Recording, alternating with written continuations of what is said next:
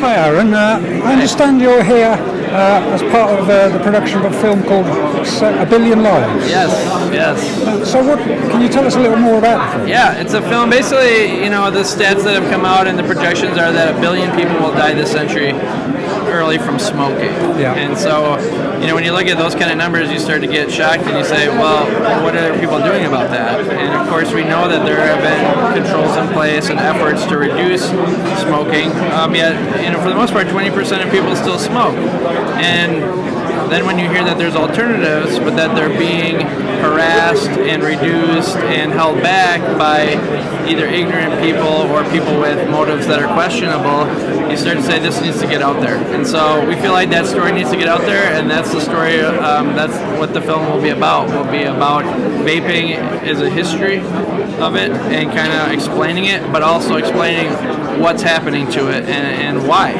So we've been exploring, we've been all over the world, 4 continents, filming on 4 continents for this film, and we're really excited. We're getting some really great stuff. That's interesting. When I first heard the title, A Billion Lives, I saw that as 1 billion lives that were being saved rather than 1 billion lives at risk of loss, but it sounds harder hitting. Right, well, you think about the public, they're not paying attention really.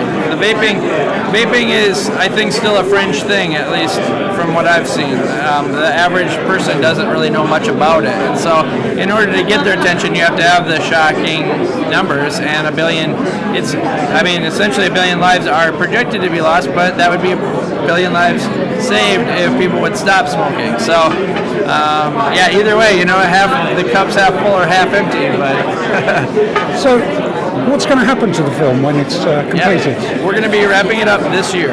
Yeah. In fact, we'll be submitting it to Sundance in early fall, in September, and you know, we'll see what happens. That might be the premiere of the film, which would be in January if we're, you know, accepted. Otherwise, it will be premiering at some sort of a film festival next year, as early as possible. So there's still so many details on that we don't know, but that would be a real honor if we could premiere it there in January at Sundance. Absolutely. So, yeah. That's a festival for independent films, is it? They do a lot of it. They take a lot of pride in promoting new filmmakers, and this would be my first film that I've directed, a full feature-length film. And so, yeah, this is really exciting, and they like that kind of stuff. So I can see that happening. And then, yeah, who knows after that? The goal, it will be in theaters in New York and LA. We don't know when, but that's also the plan. It'll be other markets depending on what kind of interest we have in those areas.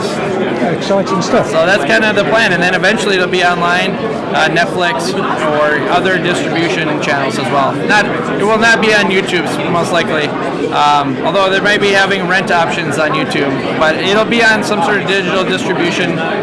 Netflix would be a great place to have it at some point, but we'll most likely have a distributor that we'll have to work with for that. So. Excellent. I look forward to seeing it. Yeah, it should be good. We're really excited to show everyone. Thanks very much, Alan. So you bet.